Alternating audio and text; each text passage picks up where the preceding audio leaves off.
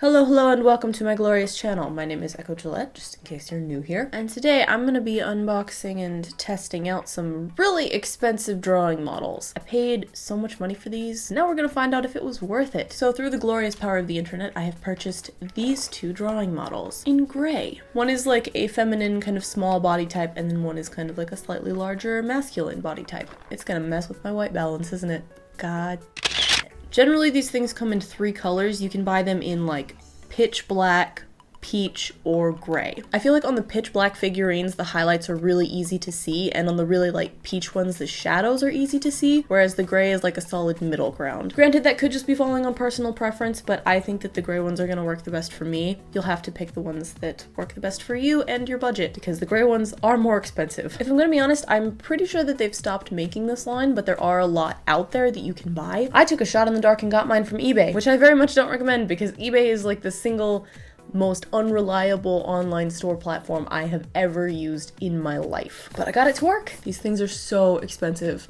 They're so expensive. Now, I've had those like ridiculous like wooden figurines that you can get from IKEA for like $5. Those are good for getting like a very basic understanding of human form. These ones are so much more in depth. These ones have a much more accurate depiction of like muscle curvature. They have like individual hands. They're way more posable, and I'm very excited to play with them. I have wanted these things for so long. There are some versions of these that seem to be a bit more geared towards the American style of drawing, but these ones are a bit more anime-esque, which if I'm honest, I kind of prefer, which is another reason why I got these, even though they're so expensive. They also have tons of exchangeable parts and body stands, and I'm just really excited to play with these.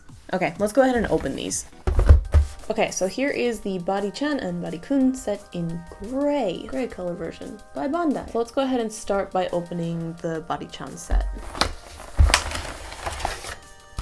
So on the back of the box, they actually give you a brief explanation of the instructions. You pose your figurine and then take a photo of it, and then you use that photo to trace over and get a reference. And then you can use that to make the rest of your art. Simple, no? Look at all these epic poses. That's just great. And then in this corner, it kind of shows you essentially what it comes with. So this is the basic assembly information. It tells you how to put everything together. And then these are some more complex instructions in Japanese. The pictures are very useful though. I think that the gray figurine actually just comes with more stuff, and that might be why it's more expensive than the other ones, because it looks like the pink only comes with the hands and not the stand or any of the props. It also comes with this sheet of lined grid paper. When I was watching reviews for this, I saw a bunch of people who didn't completely know what this was for, and it's actually just so that you can see the space. This is supposed to make it easier for drawing area around your figurines. If you plan on drawing furniture or anything around your character, this will give you a solid idea of how to draw those foundation lines. Now, I actually did open this one box when I first got it because I was just too curious, and I had a look at all of the props. So the set actually came with a samurai sword, a tablet, a handgun, a cell phone, a flip phone, a pencil, and a laptop. Also, the laptop is actually flexible, which is really cool. First thing we've got to do is get this all out of the plastic. It looks like, if I'm reading this correctly, the samurai sword should be able to fit across these little slits here, and then these should all just fit in these little compartments. I don't understand. Okay, I initially had it backwards, but I figured it out. Although I'm pretty sure I put the tablet in the wrong compartment, but that is okay. Let's see if we can move that cell phone there. Awesome. Just put all of that stuff over here. Sweet. Based on the instructions, I think I was able to assemble it correctly so that everything fits within the stand, which is extra cool. Okay, so now let's have a look at the actual stand. So this is the main stand, and this connects to this base plate through this tiny hole that's right there. And then this is what you'll be attaching the figurine to.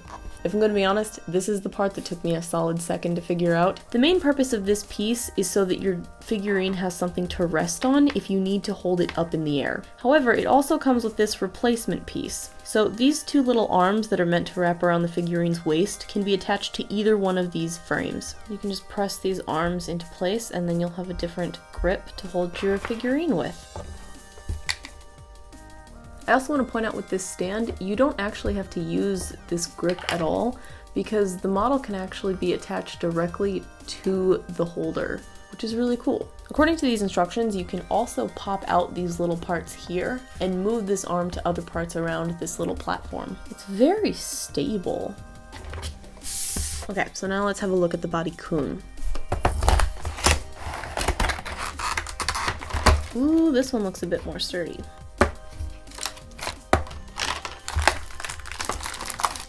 It looks like this one also comes with a set of instructions, but for a slightly different method. This is what the props initially look like before they've been removed from the casing. I actually got all these pieces out by just lightly twisting them. They actually came away from the plastic casing fairly easily. So the laptop actually does come in two parts and has to be assembled. There we go. It looks like this one is much more flexible than the other one, which I think is just down to like machining differences. This one opens and closes much farther.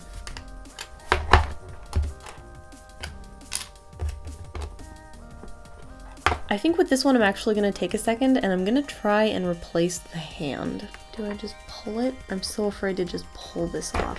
Oh, that was scary. What hand do I want to try? Yes, this is the right hand. Let's just try this open palm. I'm worried I'm gonna bend it. Oh my god, you guys, I'm struggling. I just really don't want to break it. This does not feel natural. Oh, there it goes. There we go. Did it? Oh, that was terrifying. One thing about these is that the plastic is extremely soft, so when I'm trying to do anything forceful with it, I'm a little bit afraid that I'm gonna break it. Is there no left-handed peace sign? Left-handed prejudice. I can do this. Strong, independent woman. You got this, girl. Okay, there we go. Alright, after a little bit of practice, it does get easier. The sheer volume of flexibility on these is amazing. I have pretty small womanly hands, and these things fit perfectly in the palm of my hand, which for me is kind of nice because it means they won't take up that much desk space. This could just be the manufacturing, but I feel like the male model is a bit more stiff and rigid, whereas the female model is pretty loose and wobbly. That could also just be because this model is a bit smaller. One of the most impressive things in my eyes about these models is the range at which they can bend their knees. Ball jointed dolls are fantastic at doing this. One of my favorite features about the masculine figurine is that his arms can actually go forward and back. This is a really cool range of movement that I've never seen in another figurine. Let me be excited about my stuff. Do, do, do, do, do, do, do. Yeah! He's holding himself up right now. That's so cool. One thing that I was kind of disappointed about was the fact that the female figurine cannot lift her arms straight up in the air, whereas the masculine figurine can. This could just be a defect of these specific models, but given the way that the feminine shoulders are put together, I feel like that just might be a limited range of motion for this model. I feel like overall the masculine figurine has a bit wider range of motion, and it also feels a bit more sturdy. Also, every now and then I see tiny little plastic defects, like the legs aren't exactly the same. This one sticks out a little bit on this side. The feminine figure's shoulders aren't completely even. There's tons of little things about these models that aren't perfect, but they are much better than some of the other resources I have access to. I'm also really enjoying the feet on these models. The flexible toes are great. They're perfect for modeling walking. So from here we're gonna pose them, take a couple pictures, and see what we can sketch.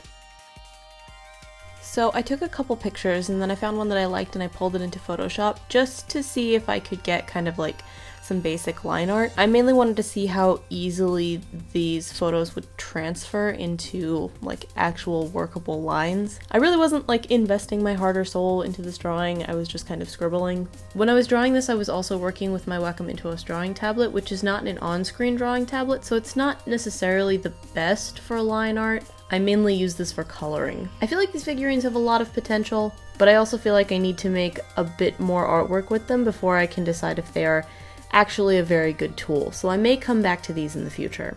So cool. Oh, I love it. I love it so much. I think overall I'm very happy with this purchase, especially given that I was able to find some slightly cheaper ones. They're not perfect, I can admit that, but they are way better than the really common wooden ones that you see all the time. So my audience and I have been working on making a bunch of original characters, and I plan on putting them into comics at some point, and I feel like these are going to be extremely helpful as references when I make those comics. Overall, I'm happy with it. I'm excited to see where this adventure goes, and I'll keep you guys updated. They are a tiny bit more rigid than I would have expected, but I think I can work around that. I think I'm going to get a fair amount of use out of these. Here's some really cool fan art by really cool people. I love that I have a community of artists. It's great. I'm gonna give you like 300 awesome points for watching me unbox my brand new fancy toys, and I think that's everything for now. So hopefully I will see you guys later.